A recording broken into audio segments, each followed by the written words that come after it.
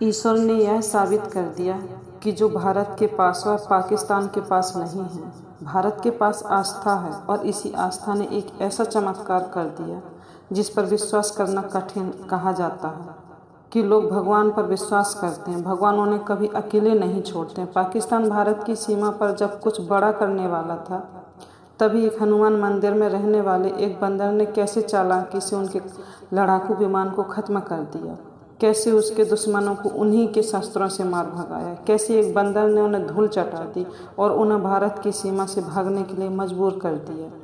सुनने में आए किसी कहानी जैसा लग सकता है, पर सच को कैसे आँच। अगर आप भगवान पर विश्वास करते हैं तो पूरा वीडियो को देखिए। अपने भारत के वीर सैनिकों के लिए वीडियो को लाइक करके कमेंट में जय हिंद जरूर लिखिए। आइए कहानी शुरू करते हैं। जम्मू कश्मीर की वादियों में बसा पहलगांव कभी अमन और सुकून का प्रतीक माना जाता था। देवदार के पेड़ों के से ढकी घाटियाँ, कल कल बहती लिदर नदी और मंदिरों में की घंटियों की गूंज इस जगह को स्वर्ग सा बनाती थी। लेकिन एक रात सब बदल गया। उस रात आसमान साफ था, तारे चमक रहे थे, मगर घाटी में कुछ परछाइयाँ सरक रही थीं। यह परछाइयाँ उन दरिंदों की थीं जो इंसान के भेष में भेड़िए थे। उन्होंने अचानक धावा बोला। मासूमों पर, निर्दोषों पर, बेटियों पर उनका सिंदूर छीन लिया गया। माँ से उनके बेटे को छीन लिया। पहलगांव, जो कभी देवताओं की भूमि कहा जाता था, अब मातम की चादर ओढ़े खामोश पड़ा था। खबरें तेजी से फैली। सोशल मीडिया पर आंसू और आक्रोश उमड़ पड़े। टीवी पर एंकर चिल्लाने लगे, लेकिन देश के दिल में जो ज्वाला उठी वह इस बार बुझने वाली नहीं थी। दिल्ली में आपात बैठकें शुरू हुई। प्रधानमंत्री ने सिर्फ 2 शब्द कहे, अब नहीं। भारतीय सेना को खुली छूट दी गई। जवाब तेज और सटीक था। सीमा पार जाकर उन ठिकानों को खत्म कर दिया गया जहां वह साजिश रची गई थी। भारत ने दिखा दिया कि वह न सिर्फ सहने वाला बल्कि सजा देने वाला भी है। लेकिन पाकिस्तान इस जवाब से तिल मिला गया। बदले की आग में उसने सीमा पर अपने सैनिकों और लड़ाकू विमानों की तैयारी शुरू कर दी। एक बड़ी टुकड़ी को पहलगांव की ओर बढ़ने का आदेश दिया गया। भारत की जमीन पर फिर खतरे से की आहट थी। इसी सीमा से कुछ ही दूरी पर घने जंगलों में एक पुराना हनुमान मंदिर था। छोटा सा मंदिर से बना हुआ, कोई पुजारी, कोई चढ़ावा नहीं, लेकिन आसपास के लोग कहते हैं कि वहाँ एक बंदर रहता है।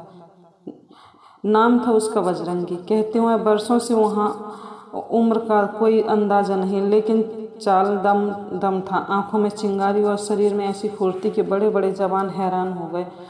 कुछ कहते थे कि चमत्कारी है, जंगल में खोए बच्चों को खोज लाता है, घायल परिंदों की मरहम पट्टी करता है, और जब मंदिर के पास कोई भीड़ आती तो छत पर चढ़कर घंटियां बजाता है। फौजी कैंप के कुछ जवानों से देखते थे, खाना देते थे, पर ज़्यादातर उसे एक मजाक मानते थे। बंदर ज़्यादा मत सोचो कहते थे ये। लेकिन एक रात कुछ ऐसा हुआ जिससे उसकी सोच बदल दी।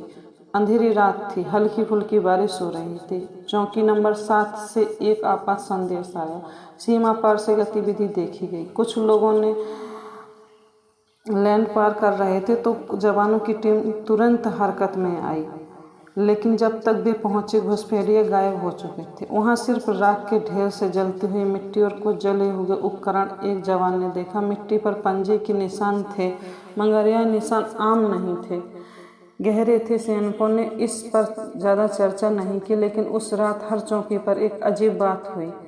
हर जगह बजरंगी देखा गया। कोई कहता उसने एक सैनिक को गिरने से बचाया, किसी ने कहा उसे टॉर्च से रास्ता दिखाया, पर अब भी लोग उसे अंधविश्वास मानते रहे। अगली सुबह जब गांव के लोग मंदिर की ओर गए तो उन्होंने देखा मंदिर की छत पर बजरंगी बैठा था, आंखें बंद किए जैसे ध्यान में हो। उसके चारों ओर एक चमकदार घेरा था और उसने अजीब बात, उसके सिर पर हल्का सा मुकुट जैसा आकार दिख रहा था। एक बूढ़ी महिला चिल्लाई, यह कोई साधारण बंदर नहीं है, भगवान है, हनुमान जी हैं। लोग हंसे, कुछ चुप रहे, लेकिन उस दिन जो हुआ उस सबसे बोलती बंद कर दी।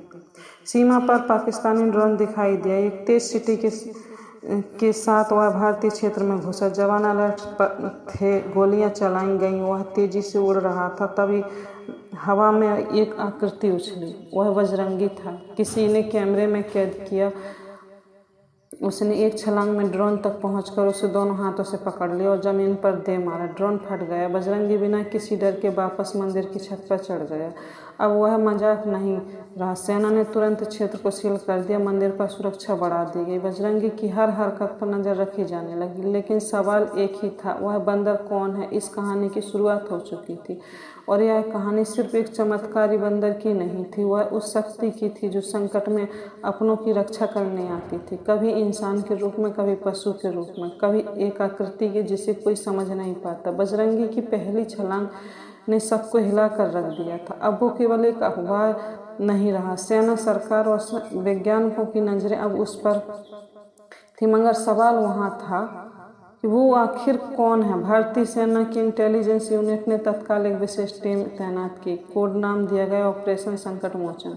इस टीम में वैज्ञानिक, धर्मशास्त्री, रिटायर्ड सेना अधिकारी शामिल थे। उनका काम था बजरंगी की असलियत जानना। सबसे पहले मंदिर के आसपास लगे कैमरों की रिकॉर्डिंग खंगाली गई। दिन ब दिन देखा गया कि बजरंगी कहाँ आता जाता, क्या खाता, कैसे चलता। एक बात सबको हैरान कर गई कि वो कभी भी कुछ खाता नहीं दिखा, ना फल, ना रोटी, ना पानी, बस आता, बैठता और फिर गायब हो जाता। इसके साथ साथ कुछ स्थानीय बुजुर्गों को भी बुलाया गया। एक साधु बाबा ने कहा, यह वही है जो राम के साथ लंका गया था। जब उसको लगा कि यह केवल कथा है, तब कहीं न कहीं जिंदा था। वह उसकी छाया, उसकी सेवा का फल वही मौजूद। लोग बाबा की इस बात पर जोर जोर से हंसने लगे। लोगों ने कहा, यह तो पागलों जैसी बात है।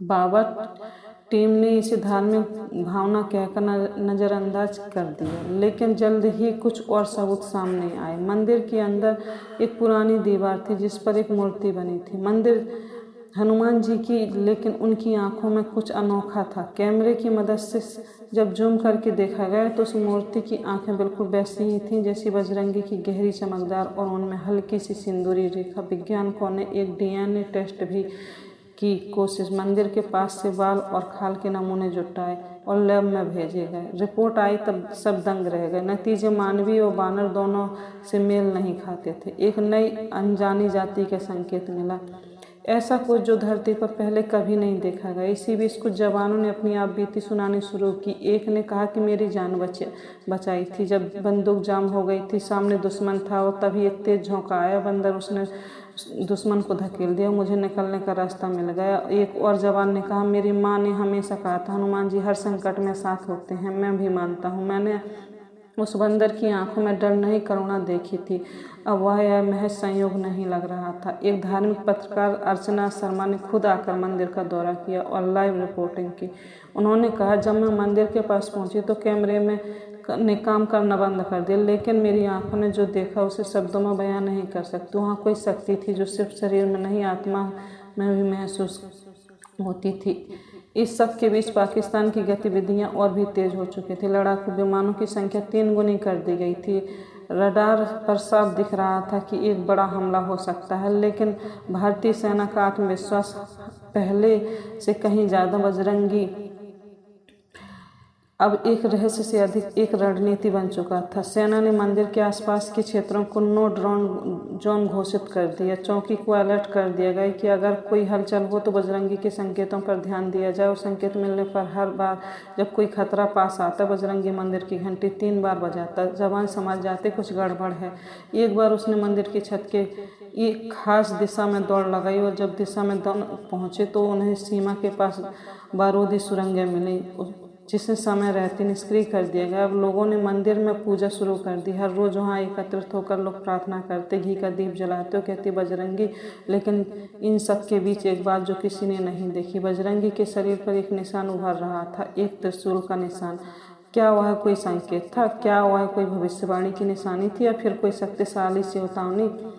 7 मई की रात थी। आसमान बादलों से ढका हुआ था। सीमा पर आसमान सन्नाटा था, जैसे किसी तूफान के पहले की खामोशी। भारतीय सेना पूरी तरह सतर्क थी। रडार पर संकेत थे। पाकिस्तान की ओर से 10 लड़ाकू विमान भारतीय क्षेत्र की ओर बढ़ रहे थे। सेना के उच्च अधिकारी पहले ही चेतावनी जारी कर चुके थे। हर सैनिक अपने मोर्चे पर तैयार था, लेकिन सबकी निगाहें अब एक और चीज़ पर खड़ी थी। बजरंगी वह कहाँ है? रात 2:14 मंदिर की घंटी बजी। अचानक 3 बार बजी, तेज गूंजती हुई, जैसे किसी ने उसे पूरे जोर से खींचा हो। सेना ने तुरंत संदेश प्रसारित किया, code red Bajrangi signal comfort. इसके ठीक 10 मिनट बाद लेदर नदी के पास एक जोरदार धमाका हुआ। एक विमान भारतीय क्षेत्र में घुस चुका था और मिसाइल दाग चुका था, लेकिन मिसाइल जमीन से टकराने से पहले ही आसमान में फटकर कैमरा फीड में एक आकृति दिखी। बजरंगी जो हवा में था, उसकी पूंछ बिजली की तरह चमक रही थी। बाकी विमान अब तेजी से भारतीय क्षेत्र में घुसपैठ कर रहे थे।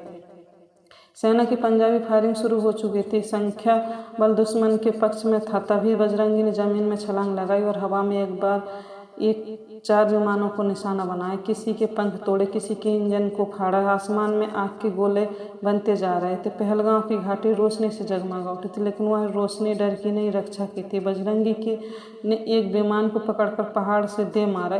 धमाका इतना जबरदस्त था कि आसमान की जमीन हिल गई। बजरंगी को कुछ नहीं हुआ। इधर जमीन पर पाकिस्तानी सेना घुसने की कोशिश कर रही थी, तो बंकर पहले ही टारगेट पर आ चुके थे। लेकिन जैसे ही बंकर की ओर बजरंगी ने जमीन पर एक प्रहार किया, भूकंप जैसा झटका महसूस हुआ। जमीन फट गई। दुश्मन के सैनिक वहीं फंस गए।